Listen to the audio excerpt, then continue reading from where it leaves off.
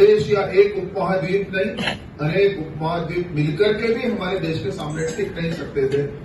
ऐसे पूर्वजों की हम संतान हैं, ऐसे हमारे देश की सब चुनौतियों के बीच में से अतीत के उसी गौरव को स्थापित करने की ओर हम आगे बढ़े, और उसमें जो सबसे बड़ा करणीय कार्य है, मैं समृद्ध हूं, मेरा व्यापार बढ़े, मेरा टर्नओवर बढ़े, बाकी का क्या हो उससे। जैसा मैंने निवेदन किया, हमारी सीमा के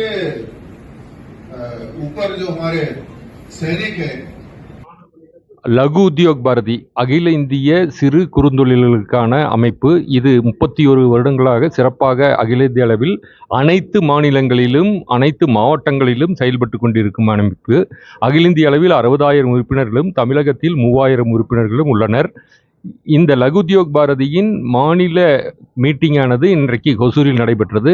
கூடுதலாக புதிய இந்த 2025-27 ஆண்டுக்கான புதிய நிர்வாகிகள் பதவியேற்பு விழாவும் இங்கே நடைபெற்றிருக்கிறது. இந்த அமைப்பின் சார்பாக பல்வேறு மாவட்டங்களிலிருந்து 200 செயற்குழு உறுப்பினர்களும் நிர்வாகிகளும் இதில் கலந்து கொண்டார்கள். பல்வேறு கோரிக்கைகளை மத்திய மாநில அரசாங்கங்களுக்கு விடுத்திருக்கிறோம். குறிப்பாக மத்திய அரசுக்கு லேபர் சார்ஜ் எனப்படும் ஜாப் ஆர்டர் செய்யக்கூடிய தொழிற்சாலைகளுக்கான ஜிஎஸ்டி வரி விகிதத்தை 12%இலிருந்து 5% குறைக்க கோரிக்கை விடுத்திருக்கிறோம். அதே மாதிரி சிறுதொழில்களுக்கு மத்திய அரசு செய்து வரும் அனைத்து உதவிகளுக்கும் நன்றி தெரிவித்திருக்கிறோம். மாநில அரசை பொறுத்தவரையில் இந்த இண்டஸ்ட்ரியல் கட்டமைப்பு எனப்படும் இண்டஸ்ட்ரியல் எஸ்டேட்கள் பிளக் அண்ட் பிளே ஃபெசிலிட்டியோட குறுந்தொழில்களுக்கு அனைத்து மாவட்டங்களிலும் உருவாக்கி தர வேண்டும் என கோரிக்கை வைத்திருக்கிறோம்.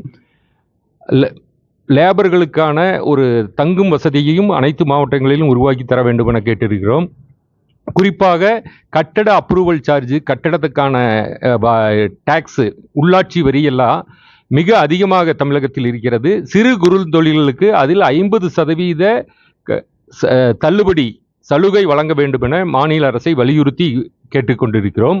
இந்த கூட்டத்தில் அகில இந்திய அமைப்பு பொதுச் செயலாளர் பிரகாஷ் சந்திரா அவர்கள், மாநில நிர்வாகிகள், மாவட்ட நிர்வாகிகள் அனைவரும் கலந்து கொண்டனர். நன்றி. லகு உத்யோக் பாரதி மாநில முன்னாள் தலைவர் இன்னைக்கு புது நிர்வாகிகள் பொறுப்பெடுத்திருக்காங்க. மாநில தலைவராக விஎஸ்வி வேர்ச்செலியன் சென்னையை சேர்ந்தவர், அவர் புதிய தலைவராக மாநில தலைவராக பொறுப்பெடுத்திருக்கிறார். கோவையை சேர்ந்த திரு கல்யாணசுந்தரம் அவர்கள் மாநில பொதுச் செயலாளராக பொறுப்பேற்றிருக்கிறார். இந்த அமைப்பானது கிட்டத்தட்ட 31 வருஷமாக செயல்பட்டுக்கிட்டு இருக்கு. தமிழ்நாட்டில் ஒரு 12 வருஷங்களுக்கு மேலே ரொம்ப ஸ்ட்ராங்காக வந்துட்டு இருக்குங்க. இது என்னன்னா, சிறு குறு தொழில்களுக்கான தேசிய அளவிலான சிறு குறு தொழில் அமைப்புன்னு சொன்னால் லகு உத்யோக் பாரதி ஒன்று மட்டும்தான் இருக்க முடியும்.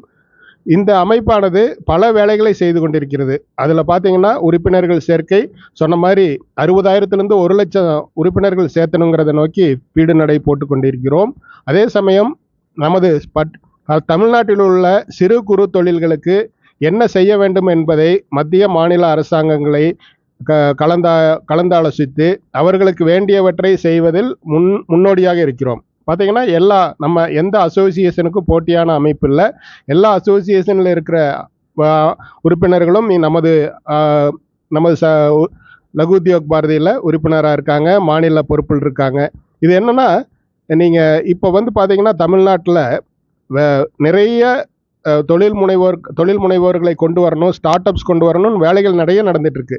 இப்போ சென்ட்ரல் கவர்மெண்ட்டில் பார்த்தீங்கன்னா சிஎஸ்ஐஆர் அப்படின்ட்டு ஒரு ஆக்டிவிட்டி தமிழ்நாட்டில் முன்னோடியாக பண்ணிட்டு இருக்கிறோம். இப்போ கிட்டத்தட்ட ஈரோட்டை சேர்ந்த 60க்கும் மேற்பட்ட பெண் தொழில் முனைவோர்கள் இப்போ இதில் பயனடைஞ்சிருக்காங்க. அவங்க யூனிட் ஆரம்பிச்சிருக்காங்க. அந்த மாதிரி தமிழ்நாடு பூராவும் இருக்கிற மகளிருக்குண்டான தொழில் முனைவரை கொண்டு வர வேண்டும். அதே மாதிரி ஸ்டார்ட் அப்கள் புதிதாக தொழில் தொடங்குபவர்களுக்கு அவர்களுக்கு உண்டான செயல்கள், அவங்களை ஊக்கப்படுத்துறதுக்கு அவங்க என்ன தொழில் பண்ணணும் அப்படிங்கிறத சென்ட்ரல் கவர்மெண்ட்டில் இருக்கிற சிஎஸ்ஐஆர் லேப் மூலமாக அவங்க ப்ராடக்ட் எல்லாம் பண்ணி லைசன்ஸ் ப்ராடக்டாக வச்சுருக்காங்க. இதை லகு உத்யோக் பாரதி அவங்களுக்கு லைசன்ஸ் ப்ராடக்டாக வாங்கி தரதில் உறுதுணையாக இருக்கும். அதே சமயம் பார்த்திங்கன்னா, தமிழ்நாட்டில் பெரிய தொழில் நிறுவனங்கள் நிறைய இருந்தாலும் சிறு குறு நிறுவனங்கள் பார்த்திங்கன்னா அவங்க அடுத்த கட்டத்துக்கு நகர்வுக்கு போக முடியல. ரீசன் என்னென்னா, உள்கட்டமைப்பான சாலை வசதி மற்றும் சர்வதேச தரத்தில் இண்டஸ்ட்ரியல் எஸ்டேட் எல்லாம் கொண்டு வரணும் அப்படிங்கிறத ஒரு கோரிக்கையாக வச்சுருக்கோம். ஏன்னா நம்ம வெளிநாட்டிலேருந்து வர்றவங்களுக்கு நம்ம தமிழ்நாட்டில் இருக்கிற தொழில் கூடங்கள் அவங்க கண் பார்வைக்கு தொழிற்கூடங்கள் அந்த தரத்தில் இருந்தால் தான் நம்மளுக்கு வெளிநாட்டு ஆர்டர்கள்லாம் கிடைக்கும். ஸோ அந்த இதை நம்ம முன்னோடியாக எடுத்து கொண்டு போய் மாநில அரசாங்கத்தையும் மத்திய அரசாங்கத்துக்கிட்ட கேட்டிருக்கோம்.